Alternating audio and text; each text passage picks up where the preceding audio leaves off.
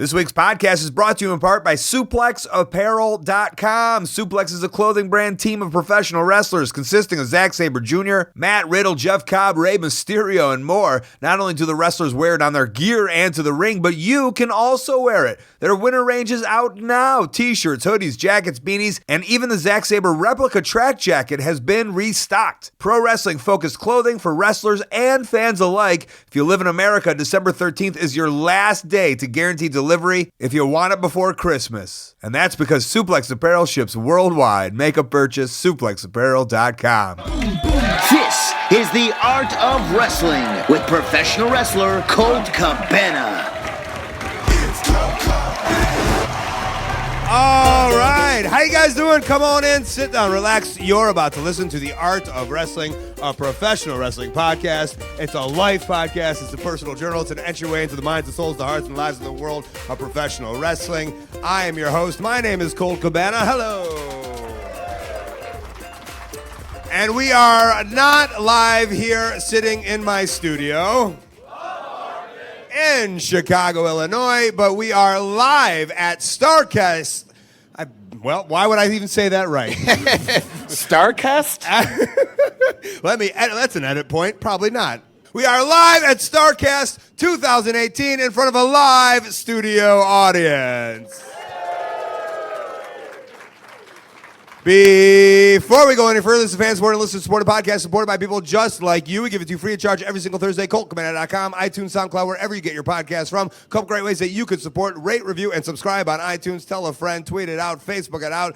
The best way you could support, ColtMerch.com, DigitalColt.com, T-shirts, buttons, pictures, posters, DVDs, children's book. I have a brand new Wrestling for Freedom T-shirt. I don't even think I said it right, but it is a great T-shirt. Those are all great ways that you could support ColtMerch.com, DigitalColt.com, and afterwards, ColtTable. In a room full of 70 sweaty wrestlers where you will find your way through and find me. Hello. I guess most importantly, I'd like to welcome my co-host for the afternoon. Not even the afternoon. For the morning. For a morning. Have you even been up this? Rarely. I guess brunch. This is like brunch with Cabana. In a perfect world. In a perfect world, yeah. I think there is a mimosa thing today. Is that right? Brandy's mimosas. Makes sense. Yeah. Marty DeRosa is here with me. Thank you. Marty, we are here at the Starrcast. We are going to have a wonderful show and a great time. I guess I'd like to hear your reactions, what you've been digging so far. Okay. First of all, I've been eating nothing but Blue Chews, so if it gets weird up here, I'm sorry. Sorry to everybody at home watching. No, this has been awesome. This feels like a WrestleCon Mania weekend. And it's amazing that it's an independently run show that brought these many people. It's luckily in the outskirts of Chicago. Nice for us. We get to sleep in our beds. We have bunk beds. Speaking of outskirts of Chicago, a lot of people know, I guess, I don't know if people know the story, but a lot of people know that I am billed from Maxwell Street in Chicago, Illinois. Mm-hmm. And when I first started in 99, I was like, I want to do an ode to the one-man gang. So I started saying I was from Halsted Street in Chicago, Illinois, and we're on this time of and I'm very LGBTQ friendly, Absolutely. Right? Let's get that out of the way. But I would just get Well, with the one man gang back in the day, Halsted Street, when you'd said that in Chicago, was like rough and tough street. Like, you're from Halsted. Oh, wow, okay, Halsted Street, that's a rough place. And then in 99, it became Boys Town here in Chicago. Now, if you're like Halsted Street, Chicago, it's Boys Town, one of the largest gay neighborhoods in the world. So if you go to Dyer, Indiana, and wrestle as a big baby face, you're not getting the most cheers being recommended as from Halsted Street in Chicago. Hailing from Halsted Street in Chicago, and the guy's like, all right, get the kids, we're out of here. Man. Yeah. When I wrestled in OVW, we wrestled in a town called Owensboro, Kentucky, which is famous for, I think Johnny Depp might be from Owensboro, Kentucky, if anybody knows that. There's one random famous person from Owensboro, Kentucky, and I wrestled. It was one of those small towns in Kentucky, as you should probably know from just saying Kentucky. Just say Kentucky. That's it. Right. I was wrestling in Kentucky, and I was wrestling Wade Barrett, who at that time was wrestling as Stu Bennett, and I was the good guy. Stu was the bad guy, and they were like, and one of the guys just yelled out like, "Get him! Get that Stu the Jew!" And I was like, "Oh my God." Oh, he thinks the Jews are the bad guys. He's not even paying attention to the match. If he only knew that luckily I wasn't Goldman at that time. Yeah. Otherwise I would have been done for. I say we get this party started. You know what? Let's do it. And we have our first guest on. I actually have more than one guest. We have 2 guests on. And nothing makes more sense to say let's get this party started when I invite my first 2 guests, a little podcast super kick party. Please welcome the Young Bucks to the stage.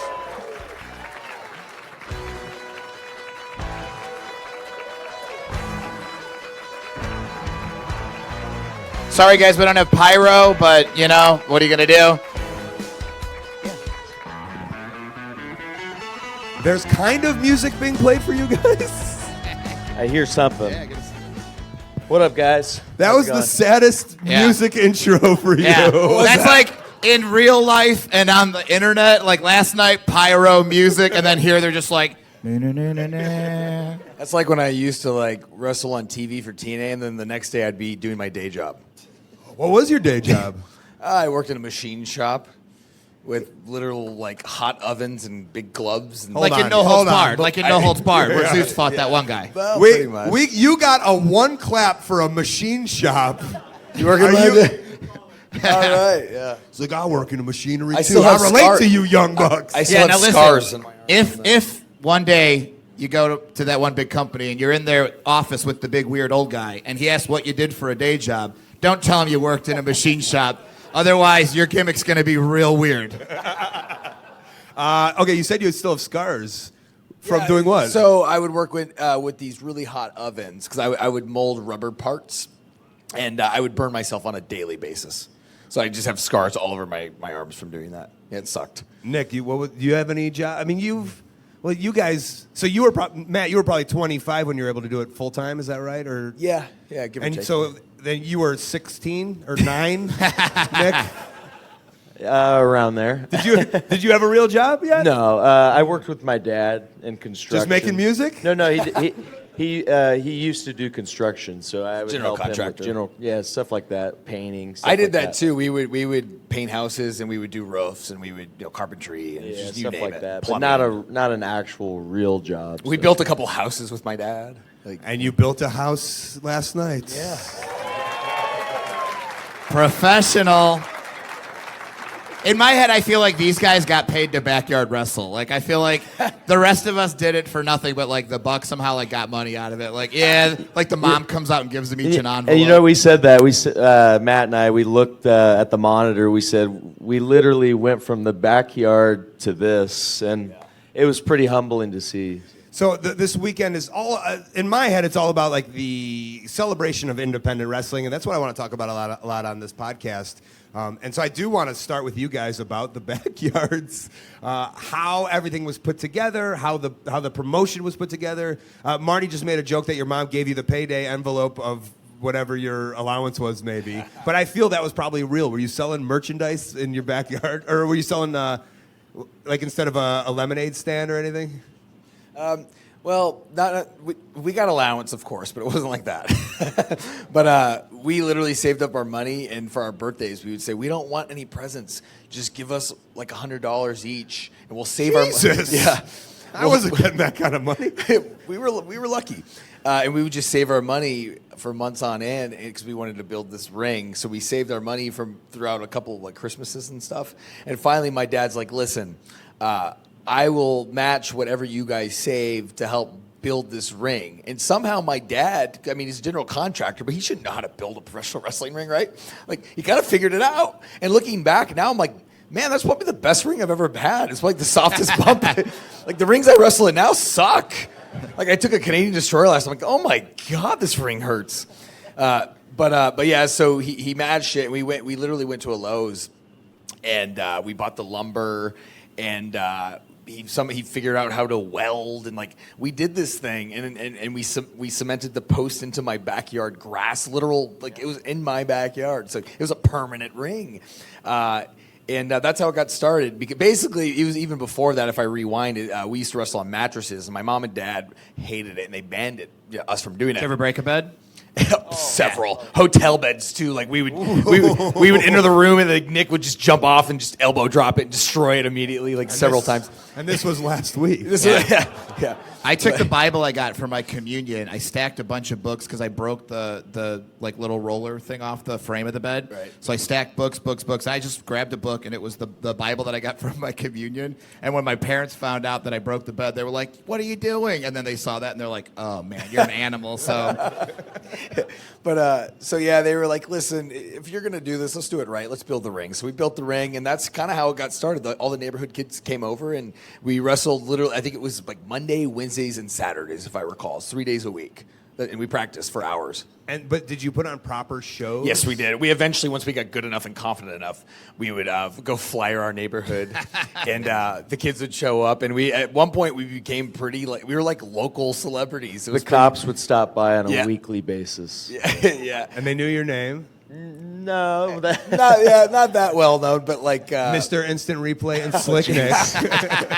yeah. That's a true story. Do your homework. no, that is true. But that's how it all started, man. And essentially, yeah, I mean, it kind of felt like the same thing because we were promoters back then, and I was 16 years old at the time. Nick was 12, and we're putting together these wrestling cards, and we're coming up with these creative ideas, and like it's not much different than what you saw last night, except I didn't have the money to afford 10 Dick costumes.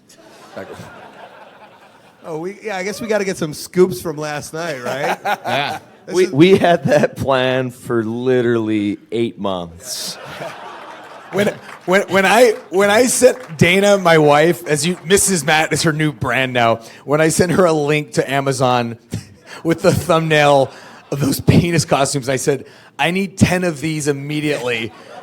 You should have seen her response. We warned our mom and dad. We said, this is the one scene you guys will probably not want to watch. And we had that footage of the dick moving in the hotel room. I don't know if you guys saw that. We filmed that 6 months ago. We've been sitting on that for 6 months. And I know, Marty's constantly watching like behind the scenes YouTube movies. Love it. Like how stuff works Yes. behind the scenes. I think all of us as wrestling fans want to know behind the scenes. How did that work with Joey Ryan? I was honestly intrigued. As I was watching it, I'm just like, okay, did he have his other hand in there? Is that someone else's hand in there? Is it should like we? a ruler? Should we? Can we get an exclusive? That is a secret, but It's a little bit of a camera trick. Yeah. And we tried Can 4 you or teach 5 me this camera trick? Yeah. Jesus. Yeah. Does it have anything to do with Blue Chews? I got a couple filters I'd like to send this to. We tried 4 or 5 different objects, but we weren't getting the right look, I guess. And finally, we had it's famous in the locker room. It's called it's a tanner. You would know. You use it. The Sally's Sally's tanner. Beauty Supply. Sally's Beauty. It's this brown bronze tanner. All the boys shaped use. perfectly for Yeah. you know what. Yeah, and it's solid enough that we can get that effect. And it took 4 or 5 tries, but we got it, and we were just laughing hysterically. And we were supposed to put that up a week later, but we were like, this footage is too good. I think we should save this for something big. Like I see it just on a giant Yeah. board Yeah. in front of 10,000 people. It's the Yeah. only way it'll work. That's legit what we thought. We were joking because we were like, "Oh my God!" When we shot this thing on our iPhone 6 months ago, and we were in Tokyo, Japan, at the Tokyo Dome Hotel. We're like, little did we know this would be on pay-per-view. Do you ever have somebody in the room next to you being like, what are you doing in there? Yes, Of course. yes. It We get went knocked every day on the door. Literally 2 days ago, Cody texting us saying, we can't do this. We can't do this. Tried to kibosh it, And yeah. Matt and I are like, no, we are doing Yeah. We it. say, Yeah. we believe in our craft and we're going to stand by it. The dick has to move. And we talked on the podcast that will come out this week, the documentary style, but obviously this podcast will come out a little bit later. But as we wrap you up, guys, because I know you're doing a signing, I'd love to hear, as the show has now wound down, just your emotions and how everything went, if you liked how it went, and just kind of what it all meant to you guys. Man, it's overwhelming. The response has been nuts. my Twitter won't even load at this point. But there's things that we learned from that we could cut, and there's things that we could do better. But overall, I think Matt and and Cody are very happy with what we did. Just absolutely blown away. It was our first try, and for the way that it went off, for the creativity that we put in months ago to see it actually happen on screen or in person, I wish everyone knew the little attention to detail that we had to pay attention to get some of this stuff to work, and some of the last minute things that happened on that show last night. Like, I could talk about this for hours. Weird. You're on a podcast and have a microphone. Just getting Jericho into the building unseen, sneaking him into into a room. We flew him in a private jet. We threw him in that cost us an arm. A lot of money. Yeah. Cost us a lot of Independent money. wrestling, everybody. You don't know how much that cost us, Colt. Just everything. But you know what? It was worth You're it. breaking Colt's heart right now. You know that, right? I could have found. Listen, I had some Jewish ways I could have found to get him for like $20 there. He had to get to Kansas City for a concert last night. So that guy is a true What rock a pro. star. He made the stage by midnight, and he had a concert after doing that, and he still had the Pentagon makeup on. Yeah. He did a concert after the Yes. run. That's why he we needed had to fly. We had to get him on a right private out. jet Yeah. because he had to get there immediately. He's like, "This is the only way I can do it." I said, "I Incredible. guess we're sending you a jet, man." Wow. So just the fact that all this stuff worked out the way it did, and the show was as good as it was, it kind of blows my mind. We wish we didn't have to cut literally 70% of our match last night. Guys, you don't understand what we had. We were heartbroken, but we had. I felt like in my heart, it was going to be one of the all-time great six-man tags, and that broke my heart. I still love what we put out there. It wasn't even half of what we had in mind, but I hope you enjoyed it. But you I know had what? a great time. Still. With that being said, like you said, we're English-speaking men. We had a Japanese guy.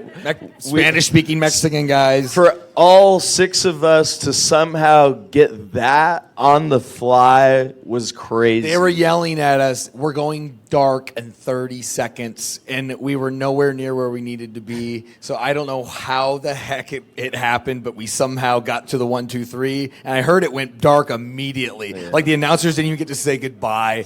So that kind of bums me out because it would have been fun to have like one last, goodbye, thanks for everything type of thing. But that was probably my biggest thing about the show that I wasn't the happiest about. But you know what? And more dicks, right? And I would have liked to have a few more dicks on the Not 10, show. you only had 6? Well, okay. Even getting the dicks, oh my God, that was a headache. I was wrangling up people. Who wants to be a dick? Come on, I need more dicks. But it was a big success, and I'm so happy, and I'm so overwhelmed, and I'm so burnt out. I'm ready to sleep for days. Gentlemen, usually I would say if you wanted to give a plug, but I don't know. You're figuring that out pretty well at this point. Yeah. You guys know where to get our merchandise, right? Thank you so much, everybody. All right, Nick and Matt Jackson, everybody. Thank you.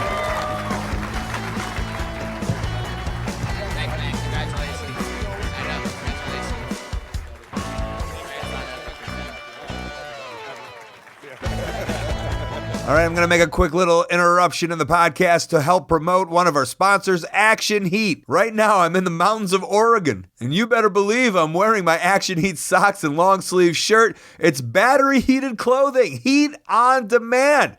Action Heat clothing is engineered to safely and efficiently deliver heat at temperatures up to 135 degrees. Powered by a 5-volt lithium-ion battery that lasts up to 12 hours, and you can even use that battery to recharge your phone while you're wearing them. I have the socks and shirts, but they also have gloves, hats, long johns, and more. I mean, you could have a regular winter hat, or you can have one that heats up your head. That's an easy choice. And they're pretty well priced, too. Products starting at just $39.99. What a perfect holiday gift for someone watching outside games, maybe waiting for public transport, or even doing one of those hell tours of Canada. I just did a tour of Canada, and I wore my Action Heat. It was great. Check out everything Action Heat has to offer and save 20% off your entire order at actionheat.com/Colt. That's actionheat.com/Colt, or use the coupon code COLT at checkout to save 20% off. Do you figure, like, years from now at a wrestling convention, there'll be somebody in a dick costume signing old 8x10s? Yeah, it was dick number 3 on the left. Yeah. Yeah, someone's got to fill that void. I would say next to Virgil. Yeah, I know. But it'd probably be next to me. Yeah, I've been teaming up with the third Dick. It's going pretty well. You know, I was backstage and I was sitting next to Jeff Jarrett there, and I just he goes, oh man, like, and they gave me shit for booking the Johnsons. Yeah. If you remember them from TNA. See, Yeah. no one even does. All right. Were they the Johnsons, right? Yeah. Yeah. Pretty good. Matthew, were they the Johnsons? Dicks? I know he was the in Johnsons. here. Yeah. The Dicks. Yeah. I was also there for the Dicks. Their run in the Dicks, WWE. yeah. Well, you know, it shows if you tell the right story, you can have dicks come out on stage. That's and right. People were losing their minds. You can do anything in wrestling if you do it the right way. Yeah, Tank Tolan and the other guys just like, what the fuck? Yeah. Who? That's an inside. This word. Yes, You wrestling guys fans? get it. All right. Remember the little dicks? Okay. They were smaller dicks.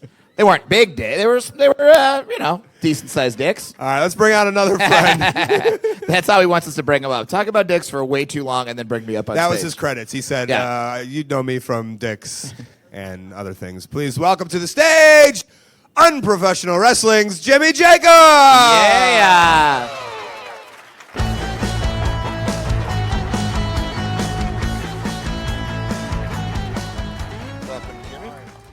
Hey guys. Everyone does have music. Did you I even don't give know a what cue? I don't Yeah. know what music that was, but I felt it. I'll take it. Hello. Hey, I'll take anything at this point. Yeah. That's where I'm at in my career. Which was nice because I was like, you're following the Young Bucks. You're like, I don't give a fuck, whatever. I was just happy to be here. I mean, I ran into Colt. I ran into you at the gym late at night. We go to the same gym, and I really wanted to be a part of All In. Really, really, really want to. And time was ticking, and it just felt like I wasn't going to be a part of it. And Cabana, he asked me, you can be on the Art of Wrestling. And to me, I'm super insecure, so I just thought like, oh, he's just throwing this like super pity, you can do this. Totally. And then when I was booked for All In, he goes, so are you still going to do the podcast? And I thought that was his way of saying, I don't want you to do the podcast anymore now that you're booked on All In. But I'm here. I thought your dreams had came true, and I thought you were pitting me like, ugh, I'm in All In. I don't need to do this shitty little podcast. No, now. this is amazing. I love this shit, dude. I love it all. You do. I do, man. I'm at the point in my career where I'm so happy to be here. You know, I had a couple years in the WWE in the creative team, and it was awesome. It was such a blessing to be here, but it gave me a lot of perspective on things. And this past year of my career has just been by far the most fun I've ever had. And I love meeting the fans, and I love being here on stage with you. It's really amazing. What's the perspectives? Don't sneeze. What are the other ones? No yawning, no sleeping. The sneezing was the big one. You hear about this, right? You hear the legend of the And let's give some context, right? The rumor was always that Vince McMahon hates it when people sneeze. And that's just like the rumor that, you don't know. You hear these things about Vince, but you don't know if it's true or not. And as time goes on, it's been a few months, nobody had sneezed in front of him. And finally, Vince is about here and Triple H is about here. And Triple H sneezes. Oh. And Vince just goes, oh, God. And then he does this. Like he puts up mimed it? Yes, he puts up like his invisible shield. Like, Now I'm safe. exactly. Fast forward like a year and a half later, and look, there's been times I was in a room, like a small room with Vince, and I'd stuff a sneeze like there. Fast forward a year and a half later, and we're in the production meeting. I'm sitting next to Adam Pearce, and Vince is up at the front table, and I'm trying to stuff the sneeze, but it comes out. And Vince goes, oh, God, Adam, you should put up your shield. Is that real?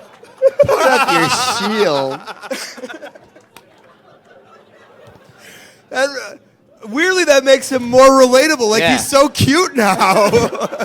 Vince is doing shield bits. That's how he came up with the shield. He was like, I got it. Roman, get over here. Yeah, it's just like, because sometimes you walk in there, and there's just like all the extras, like are like just standing there, like, hi, Mr. Mac, hi, Mr. Mac. And it just happened to be like Seth, Dean, and Roman. They sneezed at the same time. Light bulb. Also, when I had my meeting with Vince McMahon, I told him I was Jewish. and then he came up with Scotty Goldman, good Jewish wrestler. I feel like I should have been like, I see myself as the biggest heel in your company. Everyone will hate me. And he's like, huh? And then I just do like 10 sneezes in a row. And he's like, oh my God, everyone would hate you. Yeah. I think he's got that idea for Adam Cold. I think they're going to call him that on Adam Cold? No, Oh, Adam Cold. Adam Cole. Adam Cole. Come on. You got it. Shoot. So All right. I think as wrestling fans, we watched the show last night and we wonder. Obviously, Vince isn't like in his bed watching the show, but people will probably tell him about the show and stuff. Do they give him like a rundown of what happened? I would guess Vince sort of casually knows about All In. But, you know, man, when you're in that bubble, I mean, that's really all you're focused on. And Vince works so hard, man. At 73 now, I mean, I was there when he was 71, 72, and he was there every day. He works so hard. He's hands-on with everything. I mean, he's got his eccentricities like we all do, and him more so, certainly. But so hardworking on his product. Absolutely. Tell me more about these dicks. He would probably think that's hilarious. Sure. Did you find yourself getting in? I know you had your frustrations. Mm-hmm. Did you find, when I was there, sometimes I'd be like, oh, fuck, I'm in this bubble, and I'd have to be like, I got to watch independent wrestling and see what, like, I can't think this mindset because I'd realize I was in the mindset. I don't know if you had those problems too, or you caught yourself doing the same thing. I mean, certainly when I walked in there were times people had ideas or had opinions, and like my mind was just like blown. Like I remember Of how weird they were? of how like, wow, I don't think that way at all, or what the standards are. And I love this guy. So one of my first days there in the production meeting, JBL, this is like, you know, Seth had just won the world title. And JBL says, you know, I think Seth's promos are really good. And I remember my mind being blown at that point because he had just started talking. He was not a good promo at that point. But I come to learn that if you can string like two words in front of the other, like that's sometimes those are the standards there. And you realize there's some guys that can't do that there. I mean, he uses commas and periods. But Seth became a good promo, but that was when he was first starting. What do you think he thinks of him now, then? He must be incredible. Or He should be the president of the United States. Or JBL was saying that because he thought that's what Vince wanted to hear. I don't know. One of the two. Sorry. Vince is always on. He's on headset. He's producing the commentators, and the JBL voice is really it's Vince's voice. JBL's opinions a lot of times are Vince's opinions. There's kind of the joke he's almost a puppet of Vince. And he'll say, Hey, remember to go vote for Trump, all right? and he'll say anything that Vince says. So one time John Cena comes out, and he's going to go to the camera here and do his thing. Sometimes John would say something to the camera. And so Vince on headset goes, JBL, John might say something, lay out. And JBL goes on commentary, he might say something, lay out. Amazing. Jimmy, you're back to the independent wrestling world. I guess we could talk a little bit about before and after, because sometimes people are like, Colt, we get it, you're in WWE, stop talking about it. But I do see that as like, it's a big point in my career where it's a big before and after, before Christ, after Christ for me, in the Jewish way. I don't know what that would be. I guess what are you... How do you look at things differently, or do you see it differently, or is there a different motivation for you? So much. I learned, I poke fun at some of the stuff in WWE, but I'm so grateful for my time there, man. I came out so much better off than I went in so many different ways. But that's what I'm saying. Like, how do you use that now on right. this world? I mean, the job I have now at Impact Wrestling, doing the creative, there's no way I would be able to do it, man. Like, I'm good at what I do now, and it's because of the time I spent in WWE. Yeah, I am. I mean, if you were going to start a professional wrestling television show, I would be a guy you would want to call to help you do that, and that's because of WWE. But it's really so great because your entire career is just like, I just want to go to WB. I just want to go to WB. I just want to go to WB. now that I've been there and now that's out of the way, like I don't have this like destination, this single-minded focus of this is where I have to get. So I can just enjoy what I'm doing and enjoy the journey, enjoy being here, enjoy sitting on stage with you guys, enjoy being in a dress last night in a battle royal. What a dress that was, by the way. you. Jimmy's dress last night. I mean, so grateful just to be in a battle royal, to kiss Billy Gunn, and I have a new appreciation for women that kiss men who don't shave, because my God, that stubble gave me burn right around here. Yeah, I love it all. All right. And then, so when you started, Jimmy and I wrestled in a company together. You must have been 16 or 15? 15, yeah. Yeah, and I was 19 or 18. It was called the LSWO. Lakeshore Wrestling Organization. And yeah. I'd love just for people to understand, like, where we wrestle at 15 and 18, right?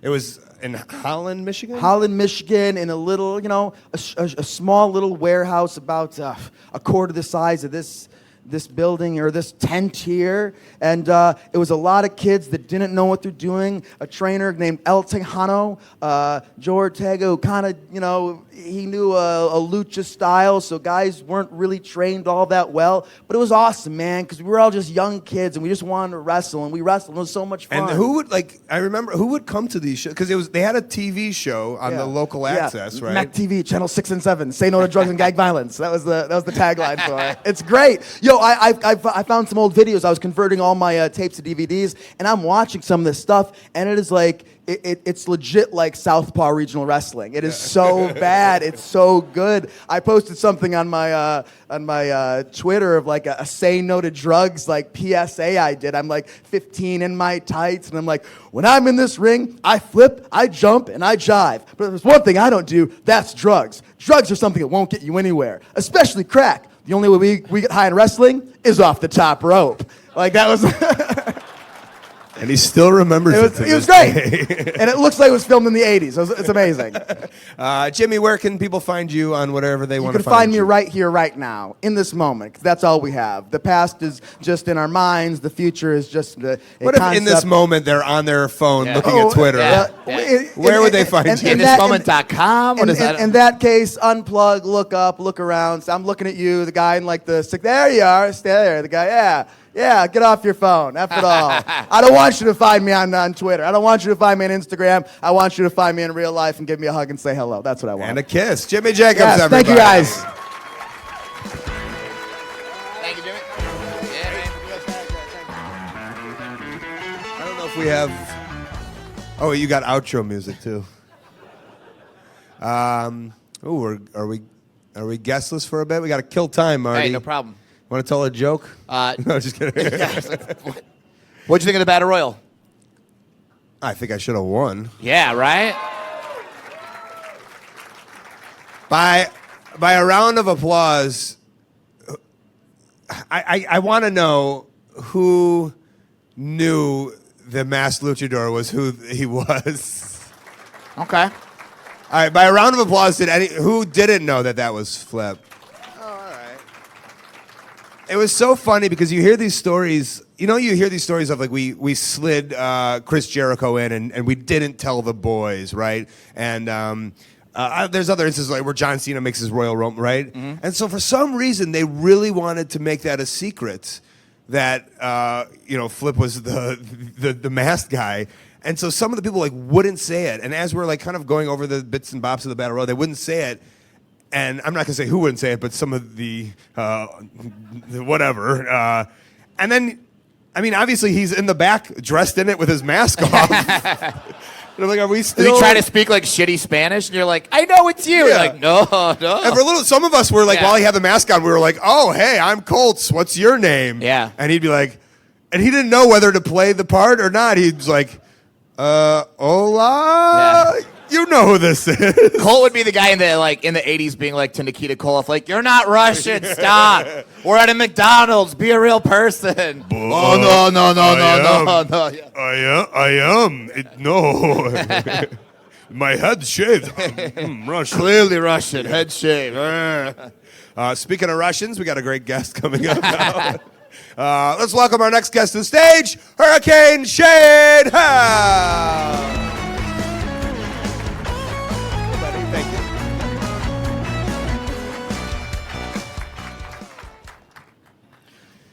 You have nothing to do with Russia. You love Yeah, America. you were a Russian in Crockett days. You were one of the Russians. You were going to be like one of the high-flying Russians.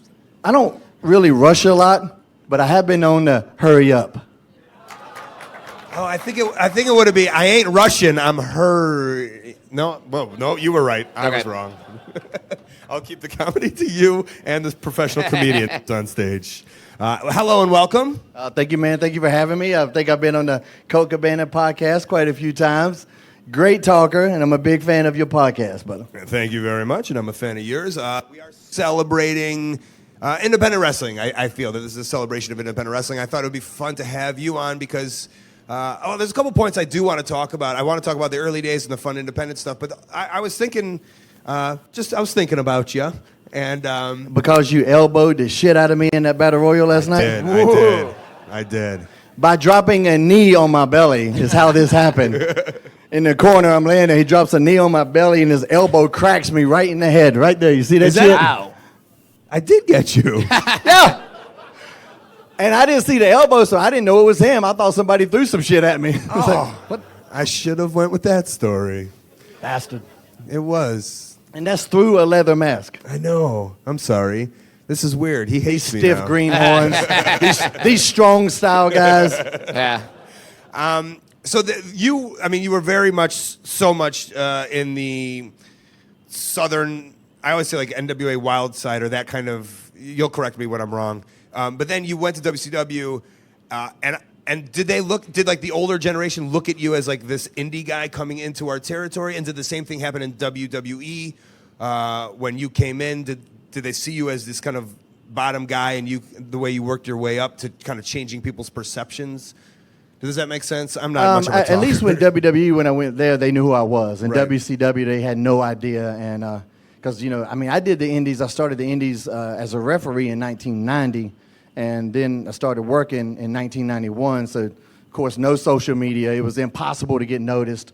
We would send out VCR tapes. I don't know if you guys remember those things, but us barbarians used to have to send out VCR tapes. Who was your VHS hookup? Like, did you have a guy who would put the matches together, or did you know how to do all that stuff? No, I would find guys out of the Aptomags in the back, and so I was getting stuff from Mexico and Japan and Europe, and I didn't know these people at all. Are you talking about apartment wrestling with the... No, I had to film that myself. That was the trade-off. I would send them tapes of me. No, but you would make your own VHS compilations to send to promoters. Is that what you were saying? Yeah. Yeah. And did you know how to do all that kind of... You're pretty technologically savvy. Yeah, VCR wasn't that hard to work. So. I mean, I had Dave Prazak. I He never would do could it for me. record. I never could set the timer to record the shit when I wasn't home. But you just do matches back then. You didn't really do highlight videos or anything like that. Just your matches and stuff like that, and print out these silly resumes. And of course, 8x10s were only black and white, and it'd take 3 months to get them printed out. So it was really difficult to get noticed back in those days. Do you remember your first 8x10? Oh yeah, it's atrocious. Yeah. I was about 130 pounds. I was still in high school. I started wrestling when I was 16. Kid Vicious was a badass, though, make no mistake.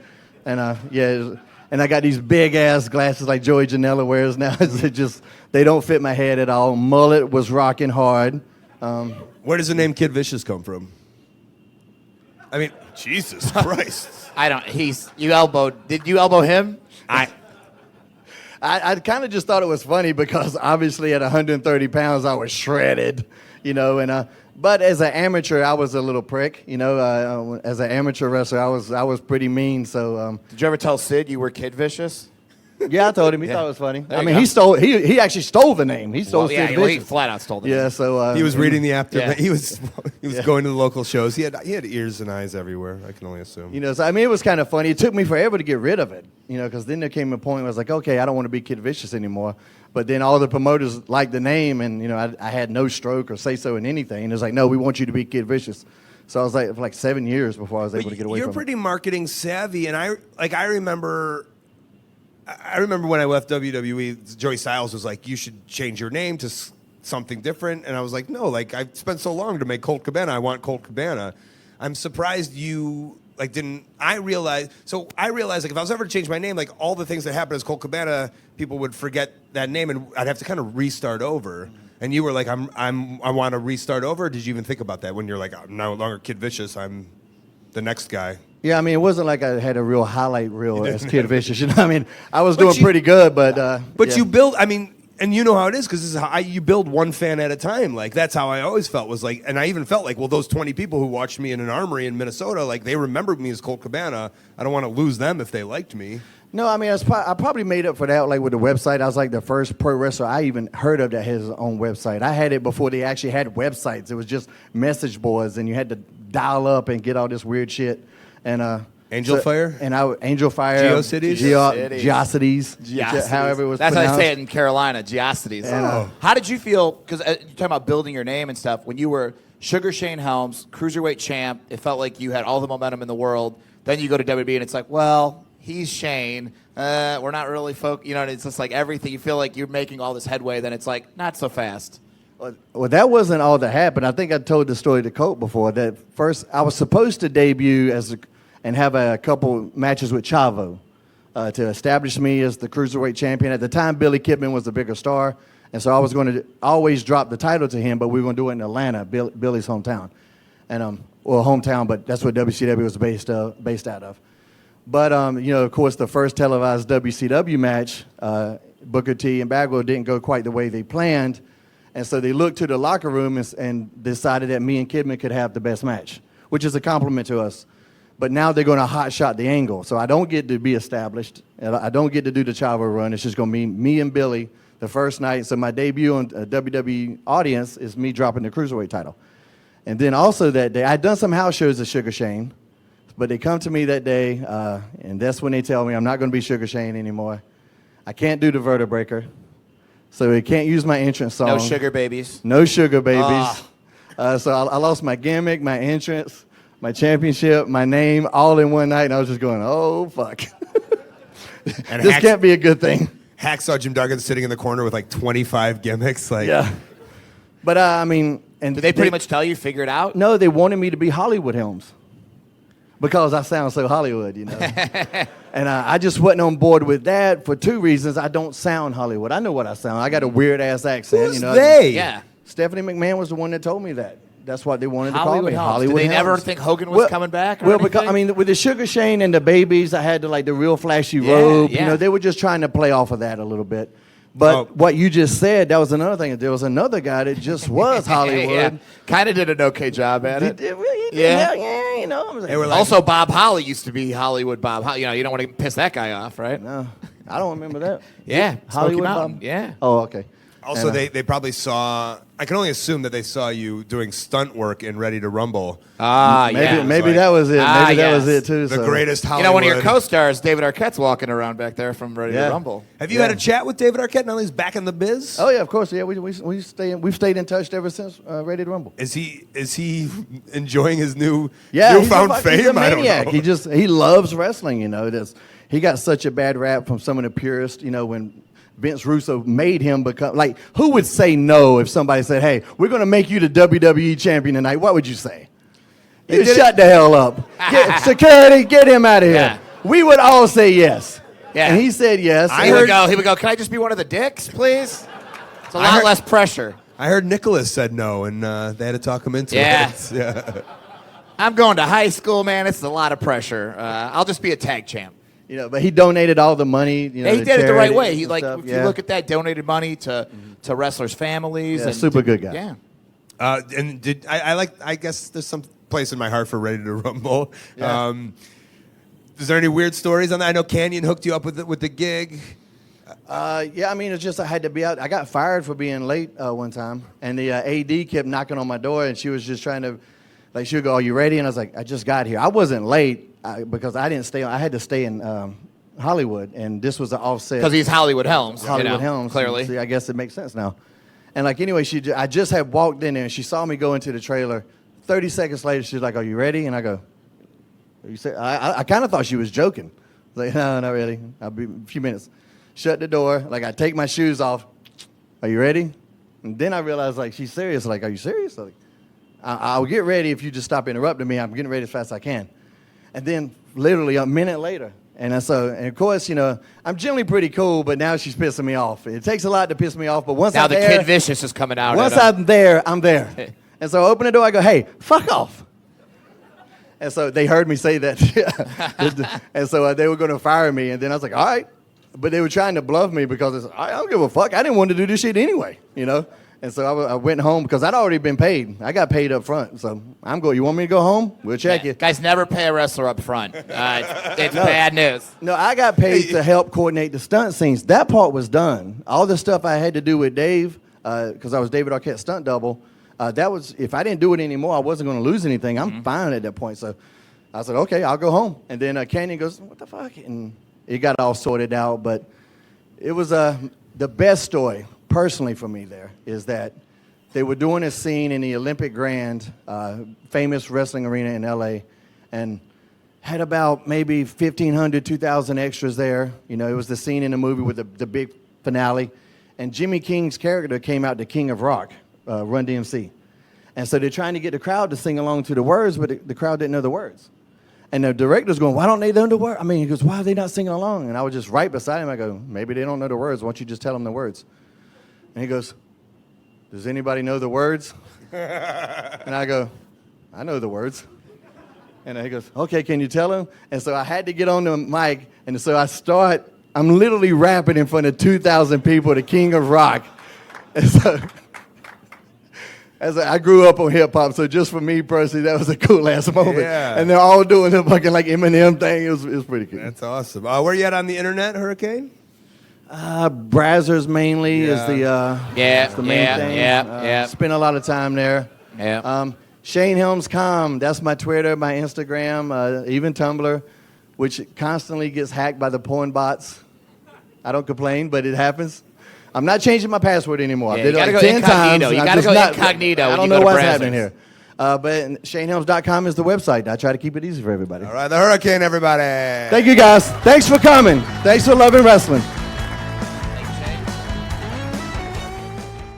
All right, let's take one last break in the action so I can sell you absolutely nothing. Nothing to sell here. I just want to inform you on how real people live and help inform your future decisions. On Your Own is a personal finance blog that provides free and unbiased information that anyone can understand. I love this sponsor. I think it's so important. Whether you're starting out in the real world, college kid, a high school kid, out of college, or you're just looking for a brand new start, On Your Own will be there as a helpful guide. On Your Own blog articles are written by personal finance experts from the National Endowment of Financial Education. The NEFE is the leading not-for-profit national foundation dedicated to inspiring financial decision-making for individuals or families. On Your Own blog covers a wide list of topics, from choosing a credit card, how to start investing, or even what to do if your identity is stolen. Just give it a nice little browse over at onyourown.org/wrestling. The /wrestling is so they know I sent you there. I'm sure it helps. Again, a great free resource that will empower you to make better financial decisions. onyourown.org/wrestling. All right, please welcome my next guest, Tommy Dreamer.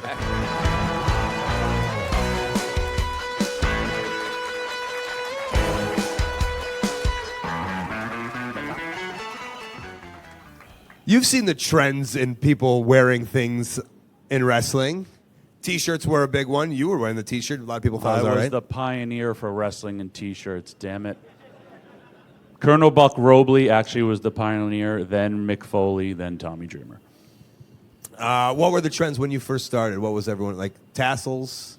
When I neon? first started, it was totally neon. My first match was in 1989, and it was everybody, first of all, you had to work out. I know you're looking at me right now saying, but at one point, me and Taz, we didn't miss a day in the gym. We were crazy for almost 4 years. You had to have a certain look. You had to have a sweet wrestler mullet. That was a fanny pack. You get like a starter kit. They're like, welcome to wrestling. You get a big box, and you're like fanny pack, cowboy boots. No. Did you ever do cowboy boots? I had my goals to make it in professional wrestling. First, seriously, when I started, I just wanted to have one match, and then it was like, oh, I got to have more. But I wanted to have ostrich boots. Ooh. Because that was a sign of wealth. My trainers, Johnny Rods, his was like what you accommodate, or you would say like you're making money was, oh, we were eating steak every night and driving Cadillacs. My generation then was ostrich boots, Mercedes-Benz, and a Halliburton. I wonder what ours is. Have a lot of YouTube followers. Yeah, verified on Twitter. Yeah. But also looks. My first 8x10. I remember the Oakley sunglasses. I had the bands and I wrapped them around my arm like Ultimate Warrior. Yeah. And it hurt so much as I was wrestling, and like it felt like, I guess, what heroin feels like. It was so. It was so tight around my arms, and I was a big Sting and Great Muta fan, so you had to have neon all over the place. Did you ever want to do face paint? Yeah, of course. I had said it on his Yeah, idiot. Of course I wanted to do face paint. on Colt's podcast, the innovator of the podcast. If Yes. talking about trendsetters, it was all this guy who started this whole craze. I wanted to, I said it on your podcast, I wanted to wrestle as Tommy Acid, and I was a big Great Muta Sting fan, and I wanted to spit acid in my opponent's eyes and then make him blind and then hit him with my finish. And my trainer said, "You're too good looking to be a baby face and paint your face, and if you don't find a different name, I'm going to call you Tommy Dickhead." So I opted with Tommy Dreamer for the American Dream, Dusty Rhodes, and the rest is history.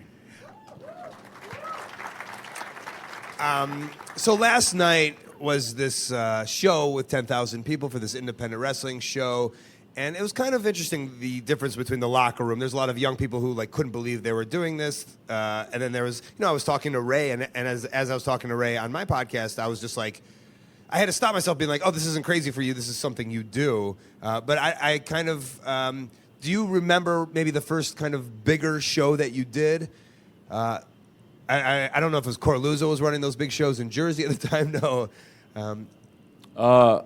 Actually, the first bigger show I did, ironic, in Chicago, was a AAA show. I remember that. And they brought in ECW guys, and I remember walking and I saw Perro Aguayo, and I remember looking at his forehead, and I was like, oh my God, what the hell? It was, you could put your fingers in his forehead, and all these lucha legends are walking around, and it was me and Two Cold Scorpio versus the Public Enemy, and we did a double table. They put me on the top table, and then they did their finish to the table. None of the luchadors liked us for doing that, because this is early ECW, but we were really ground floor, and we kind of at that point stole the show, and it was nothing to do with lucha. So that was a bigger show that to get on. But you were in ECW at the time, and you didn't. So in your head, the ECW shows before that, there was nothing really that big. Again, no, this was 94-ish ECW. ECW started. The beauty of ECW was you got to see its growth weekly. And why? And I try to explain this last night to a lot of the talent. Why I am the way I am is because last night's show was old school NWA meets the Attitude Era Raw meets ECW, and it was so different. And I'm addicted to that because I got to see that shit every single week, and it was, when it's taken from you, it was almost like taken from you like death, and I long for that. And even telling the talents, I was like, tonight, no one told you had to do something. No one told you got here because of your talent, not because of hey, somebody else says you should be my champion. And it was so special last night. It really was. What were the moments? Because there must have been many moments of ECW in general. No, when you saw when you said as it was growing every week. But there must have been a couple of pinnacles. I remember being in Ring of Honor. It was we had this, when Kobashi came, that's it seems like it's a step up. And when we ran New York, it seemed like it was a step up. And Liger came. We had, yes, Philly, the arena constantly selling out. People hanging out at 12 o'clock in the afternoon for a show that's at 8 o'clock at night. But there was, the three-way dance was, a turning point for ECW. Shane Douglas throwing down the NWA title, because that was just whoa. And this was before the internet, and we were creating wrestling history, and we were the crazy outlaws. And back then, everyone was oh, wrestling is, you got to remember, this is the 90s. It was all characters in WWF and WCW, but there were these crazy guys in ECW in Philadelphia that were real, and we were really nuts.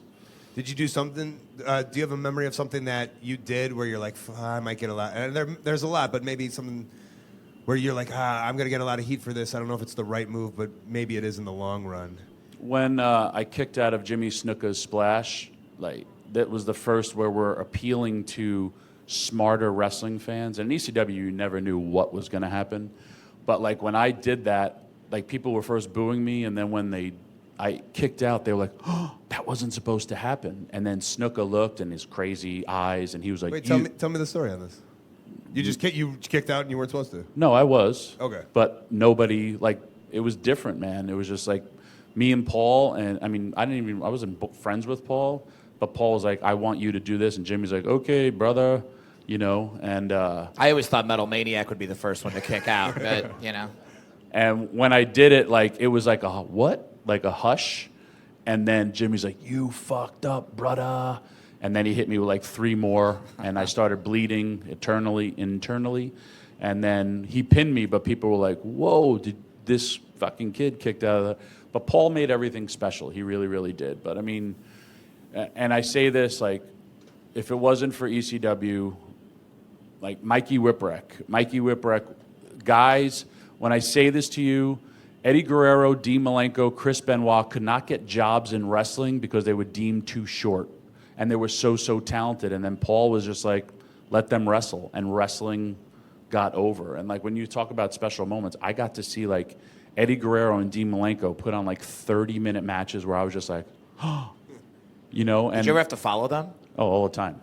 And How was that when you're watching? You're just like, okay, well, we're going to do something different. Clearly, you weren't going to try to do the same thing, so you knew. In ECW, we had the mentality of if you couldn't top that match, you didn't deserve to be there. I remember one time in a really small building, I had to follow Chris Benoit versus Eddie Guerrero, and they were like 25 minutes, and it was me versus Ron Simmons, and we didn't talk anything. And I was just like, Ron, do you want... No, man, we'll be okay. And we went, you know, he was a heel, I was the babyface, and the match, and my only other, like, thing that I remember that match, when he gave me the power slam, I seriously thought my boots were still there, and he just went, and it felt like my boots were there, but my body was here. Like, I was like, I really was pinned for half a second because I had no clue where I was. He turned me so fast and with such impact, I was like, and then it was like ding, ding, ding, and I was like, oh wait, I was supposed to lose. It was okay. Tommy, where are you at on the internet? And maybe plug House of Hardcore. Do they have anything cool coming up? Yeah, sure. House of Hardcore on all social media. I got House of Hardcore 50 tomorrow in Concord, Virginia. You guys are on Twitch every week too, right? Yep, every Wednesday night, and then I don't know when my next Twitch live show will be. It should be soon. I don't really pay attention. And then the Tommy Dreamer on all social media. Tommy Dreamer, everybody. Love you guys.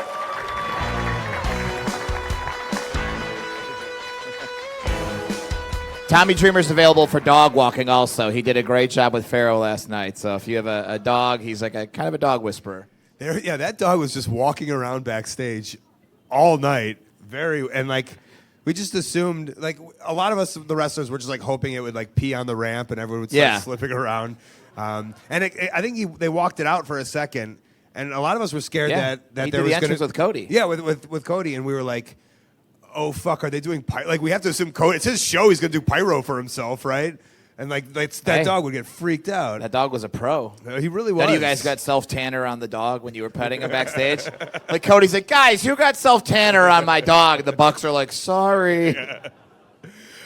We do have one special guest to finish us off. Maybe you can do an introduction for us. Yeah, okay. This is sort of, I don't know if special guest. This is more, technically we have to do this. Yeah, it's part of Starrcast. Part of Starrcast. As you know, there's a big giant wrestling company, and their presence has always felt you can't do anything without them sort of sticking their nose in our business. We thought this would kind of go under the radar, but apparently... Yeah, so please, you know, I have to say this. Please give her a welcome. It's Missy from WWE Corporate, everybody. So WWE Corporate.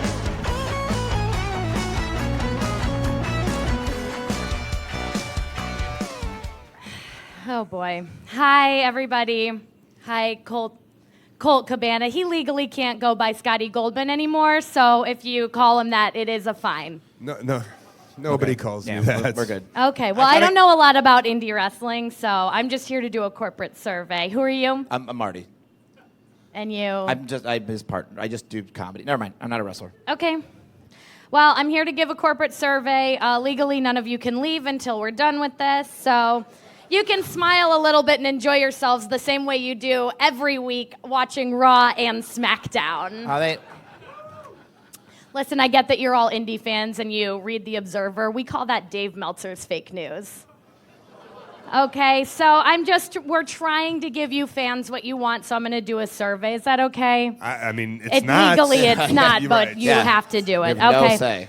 How do we feel by round of applause or boos, which we hate and we will mute them, but I can hear them and I'll note it down. How do we feel about the women wrestling? The women getting a chance. And we all agree that WWE is the standard for how women should be treated, and it's not weird when we bring Attitude Era women back and go, yay, revolution. We all agree on that? I'm going to check that off as a yes, because me too. Guys, your Bullet Club shirts are probably getting a little sweaty by now. If you come up after the show, I've got a nice Titus brand shirt I'll replace it with. If you can go a little colorful, we have some Dolph Zigglers left. By round of applause, do you understand Becky Lynch is bad now? Do we understand that? I know we put her over for a year and then now she's bad and says bitch. We like that, yes? Nobody's clapping, but we'll put it in post. And she's never going to show off her abs, Marty. Okay, well, that's just a thing I wanted. Okay, this is another applause spectrum that we're going to do. How do we feel about the following types of women? White blonde women, yay, yay, yay. Okay, how about white women with different hair? Yeah, sure. Okay, and then how do we feel about ethnic women? Yeah. Yeah, we're fine with that. Okay, we might let Asuka loose to Carmella again if you behave today. And we're happy about Gallows and Anderson. We feel good about that with all your course. black and whites. Yeah. Wait, are we booing him? I'm asking about the storyline. Oh. Yeah, they're really... Not about them as people because Yeah. I don't care about sexual Ferguson or whatever. I don't like it. Speaking of sexual, is everybody listening to Enzo's little consensual penis song? I think it's catchy, and we wished him the best in his future endeavors, and we mean that. Okay, check that off the list. Now that the Shield's back, we're all done booing Roman. Can we stop with that? Okay, well, we have technology that's going to make all the boos sound like a W, so it's like a woo, but not a woo-woo, because we're not on board with that. We get that you nerds like going to Hot Topic for gear, so we're proud to announce we have Constable Corbin vests, full length or crop top, okay? I don't think they want that. $39.99. Well, I think they do, so I'm marking it down, Marty. Who is this guy? My partner? That's what he said. Okay.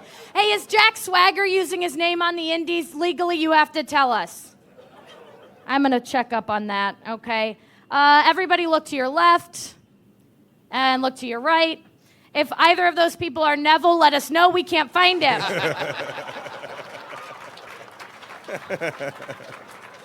Okay, I'm gonna level with both of you and everybody in this room. This whole thing terrifies us. Okay, so I came up with some really great bookings. If you'll let us have your special all-in champions, I can promise the WWE will take absolute care of them. Marty Scurll, he likes birds. We'll let him be a zookeeper. He can bring birds onto the Miz TV and have them say things, like a parrot says things, and that'll be Marty Scurll. Hangman Page, we can't do ropes. Vince doesn't like cowboy boots, none of that. We already have Adam Cole, so Page is the GM. I guess he can just be Mark Dawson, food for Braun. You like that? Mark Dawson. Kenny Omega, if he likes all this lovey-dovey, golden kissy stuff, he can date Dana Brooks for a while. You guys, round of applause, you like that? No. Well, okay, then we'll have him date Asuka if that's what everybody wants. Japanese wrestling. You're getting worked up over here. Man. We work really hard to have a champion like Roman Reigns, and then everyone's, it's not good enough. How about this? How about Cody? Come back. you and Brandy can have a reality TV show and have a baby like The Miz, and we'll watch it, you know? And Are you crying? You're really I'm trying heartbroken. not to, but this is just cool. It's just cool to be here. And that's my survey, I guess. So, Well, have you found anything useful? you know that Tommy Dreamer's biceps are pretty useful if he'd just give me a hug. You're really crying right now. Yeah. I'm upset. Missy from the WWE. If you want to come back to my hotel room, they wouldn't let me stay at the Hyatt Regency, so I'm at the other Hyatt, room 1369, which is a fun last couple numbers. Maybe we can work something out. Okay, I don't know who you are. Yeah, no, it's okay. I'm gonna get out of here. Missy from WWE All right. Corporate, everybody. Wow. That's a lot to take in. Wow. Well, maybe we can get that on the network one Yeah, day. maybe, yeah. Send that in for a sizzle reel. Let's Yeah. get the Art of Wrestling on the WWE Network.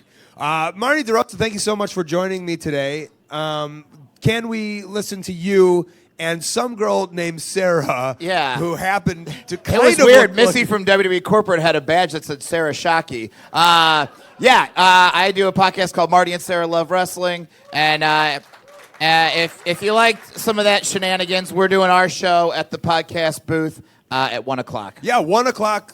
We should all. Yeah, Sarah, Marty, and Sarah will be doing their show. I'm just repeating what he said, Yes. but I wanted to make sure Yes. everyone knows they're doing their amazing podcast. It's so much fun to watch, and you guys should all hang out there. Give it up for Marty DeRosa one more time. And, ladies and gentlemen, I seriously say this, and I think everyone believes it. We wouldn't be here today right now if it wasn't for this man, Colt Cabana, one of the true supporters of independent professional wrestling. Oh, thank you. And I want to give up a hand for all our guests. Please, thank you to the Young Bucks, Jimmy Jacobs, Hurricane Helms, Tommy Dreamer, and of course Missy from WWE Corporate. Give a round of applause for Conrad Thompson and his team here at Starrcast, the Hyatt Regency, Fight TV. If they're watching right now, you should download the app. Ring of Honor does a lot of stuff on Fight TV, so I'm always there commentating. And Pop some blue chews and enjoy wrestling. yeah. But before we do get out of here, I do want to go back to my apartment where I'll be doing most of my plugs and upcoming events. Okay, I went through them all. Editing. And one more time, a big thank you very much, guys. This has been The Art of Wrestling. For Colt Cabana, I'm Colt Cabana. Thanks.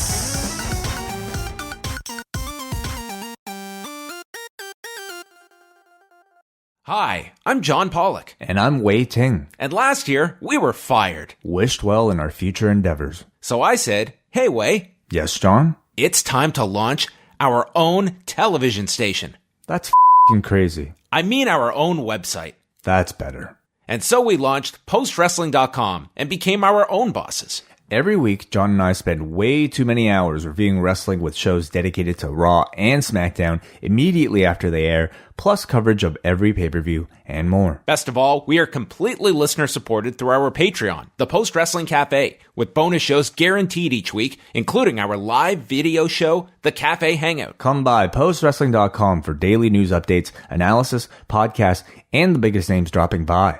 Sorry to put you on the spot. Did you get a chance to listen to my podcast that I put out today? Yes, I did. Postwrestling.com. We review wrestling. Say that one with, like, a bit more emphasis. Yeah, sorry, I was in bed earlier today, so...